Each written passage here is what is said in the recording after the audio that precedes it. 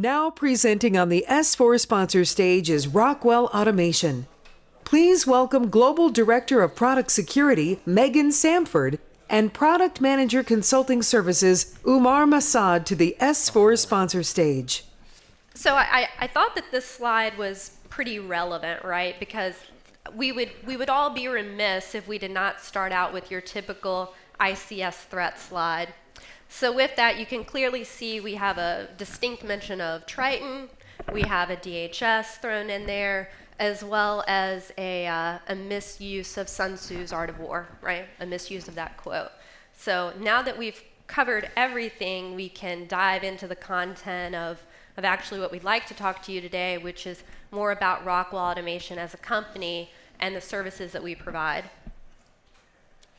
Thanks, Megan. Okay, I thought after all those references we were done, but we can keep going. So what I wanted to do was just open up with who is Rockwell Automation.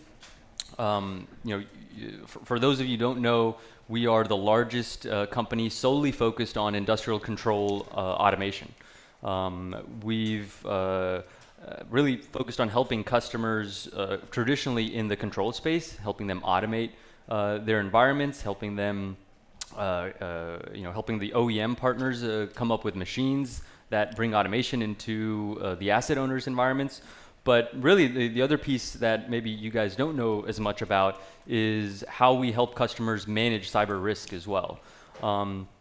And a lot of our work recently has been more focused on helping customers not just select security controls, not just adopt platforms that help them manage that risk, but also scale those controls globally across their enterprise. Because really, that's where the focus is shifting to. It's those decisions that come from understanding what control I'm going to put out there. Those are starting to be made, and really companies are starting to ask, okay, how do I really adopt this technology and deploy it everywhere? So the next slide, this in the light of what I talked about earlier. There's this discussion about Industry 4.0. There's this discussion about the digital transformation, connected enterprise. Recently we're excited to be recognized for this exact aspect of helping customers really bring to life that transformation. Not just implementing or supplying to an asset owner the technology and the software and the platform, but really helping them scale, again, that capability across their enterprise. And the way we're doing that is through our global footprint and what we're able to do to put people within plants that understand these environments, not just within a certain region, but again across the globe. Mm-hmm. And I would also add to that in terms of when we received this award, we didn't know anything about it. Honestly, it was a welcome surprise, but we were like, well, what were actually the criteria that went into selecting us? And primarily it was the overall holistic approach to the connected enterprise, but it also took into account, and I'm happy that it did, the active approach that Rockwell takes in forming partnerships that we know are good for our customers. So take, for example, our partnership with PTC as well as Clarity, right? Because, let's face it, none of us can do everything on our own, but by partnering to deliver the right type of solutions that our customers are asking for, we're finding that it's more of a winning approach, in my opinion. Okay. So this slide is, it provides context into how we got where we are today.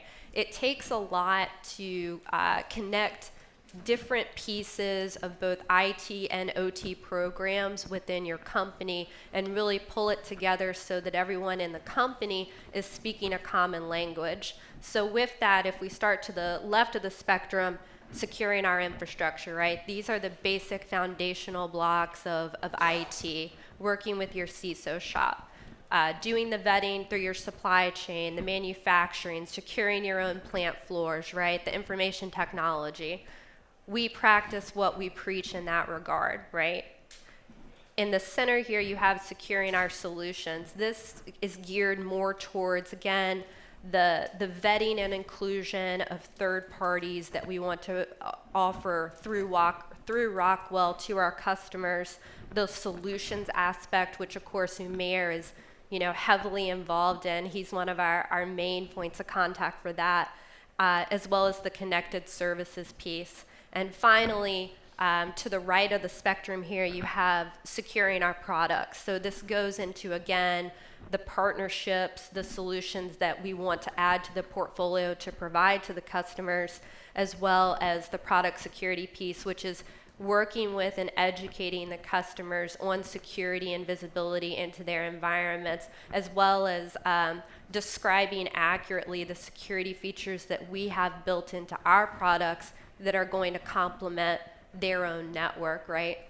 And I'd say throughout this, one thing that's not on the slide is throughout this whole spectrum, think of information sharing and training as horizontals that are running through, because through every aspect of this spectrum, again, it has to be that common language that is connecting everyone within the company, as well as Encompass partners and the customer, right? So that everyone is speaking plainly about what these capabilities are and interpreting that in a way that they can speak to their leadership within their companies on why these things are important, right? And how do we actually make sure that we're doing what we say that we're going to do? For the left part of the spectrum here with IT, we align to the NIST CSF framework. In the center here, it's the ISO 27001 standard. And then my particular favorite, of course, because I'm a product security person, is the IEC 62443. And I'm excited to share. And when I came to Rockwell, I was very impressed with this. I thought it was very forward thinking that they took the thoughtfulness to go through this, because it is a very detailed and rigorous process, but they obtained the 62443 4-1 certification, which certifies your process, right? It says you're actually doing this correctly. You're living and you're doing secure development. And I'd say the exciting piece that will be debuting in March, April timeframe is we will be the first company to have the 62443-2 product certification for our 5580 controller. So that obviously is a huge accomplishment that we're looking forward to sharing with everyone and discussing in that time frame. Okay, this is really just a double-click slide. So think of this spectrum as the artifacts of what we just went over in that spectrum diagram. So of course you have my office, the product security office. We have a tremendous insider risk program. Those of you all who have kind of circled around in the insider risk space, our CISO is actually Dawn Capelli, who really wrote the first book on insider risk. She came from Carnegie Mellon. A lot of the early work that was done in that field was based on the work of Dawn and her team at Carnegie Mellon. So she's obviously a tremendous asset, and we have very robust programs there in place.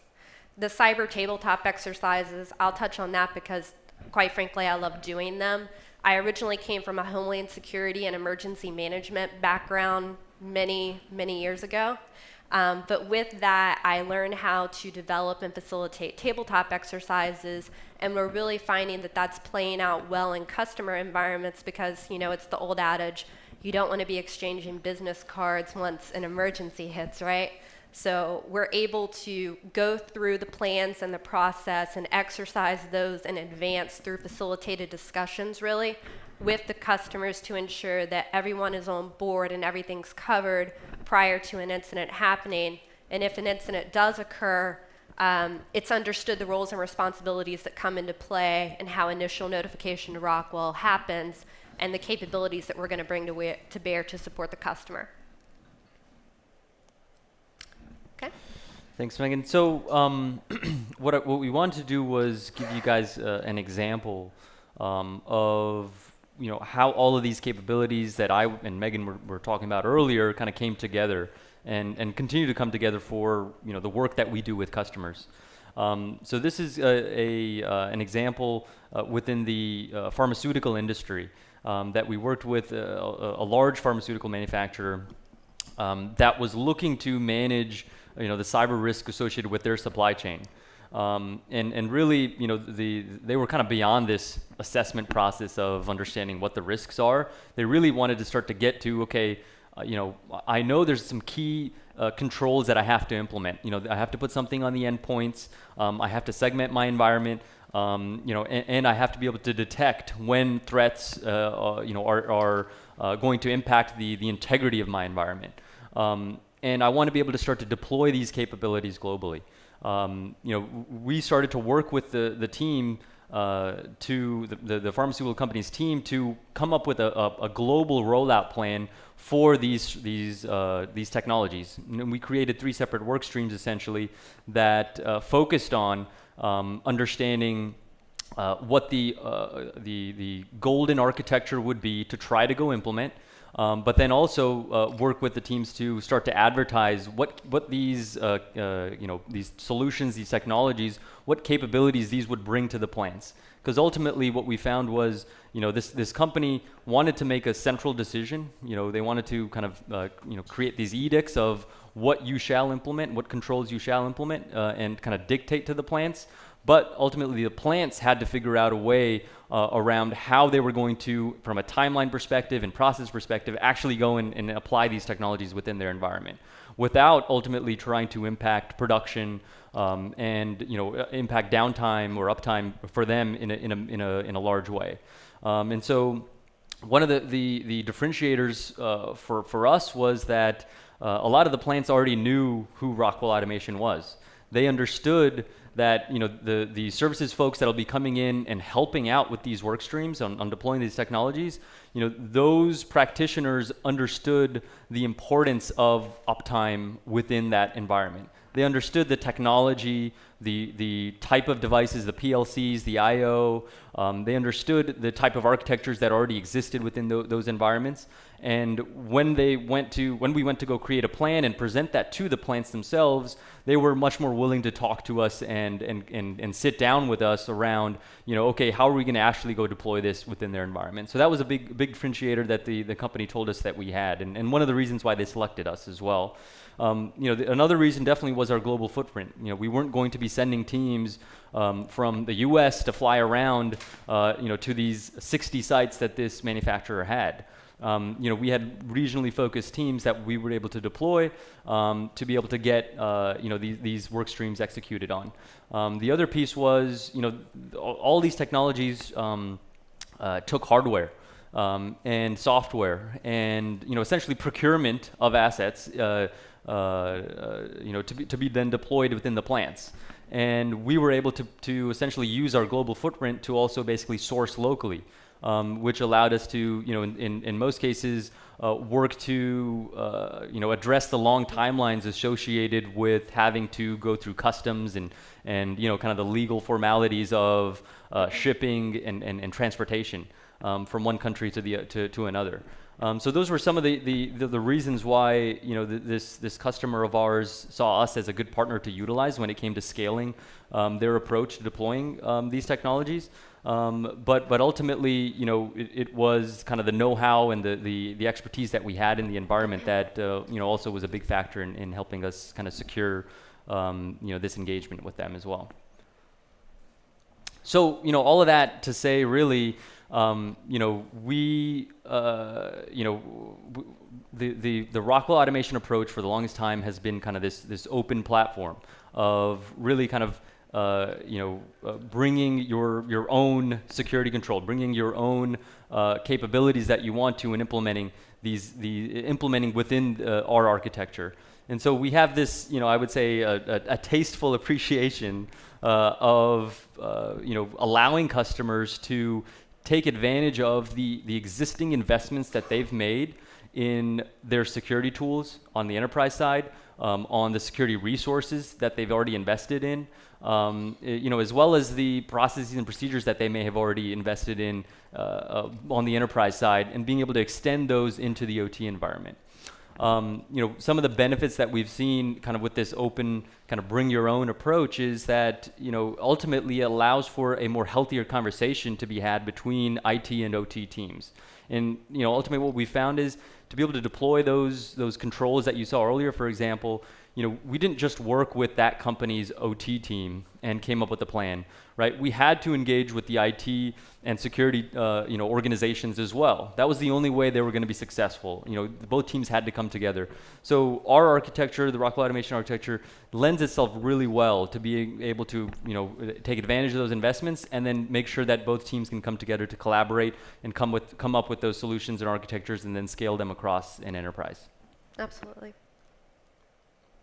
So, finally, as Megan mentioned earlier, we understand that these are absolutely not things that we can go do on our own, right? As Rockwell Automation, we can't, develop the firewall on our own. We can't, develop the threat detection technology on our own.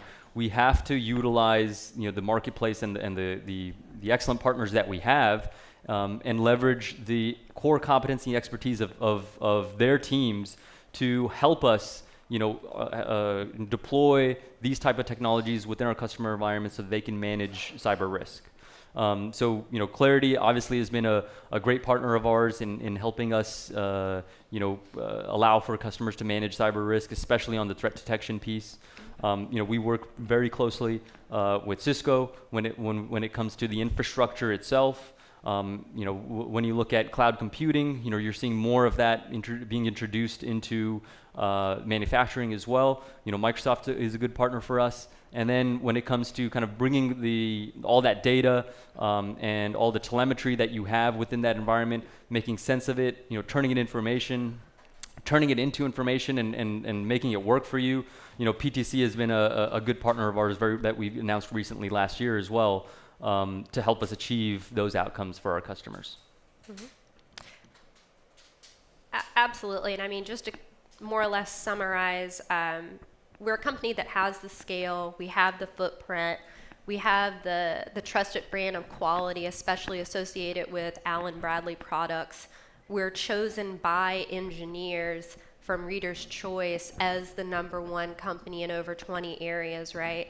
So it's a brand that I feel like people feel that they can stand behind, as well as the overall tone of Rockwell. Again, I've been with the company for a few months, but directly within our guidelines, we're very clear that we know our stuff, but we're not know-it-alls, okay? And, again, kind of circling back on the partnership slide, we're a modular company that's open to meeting the full user experience for our customers, right? We're not rip and replace. We want to work with you on a journey. Don't go with a vendor who wants to do everything all at once.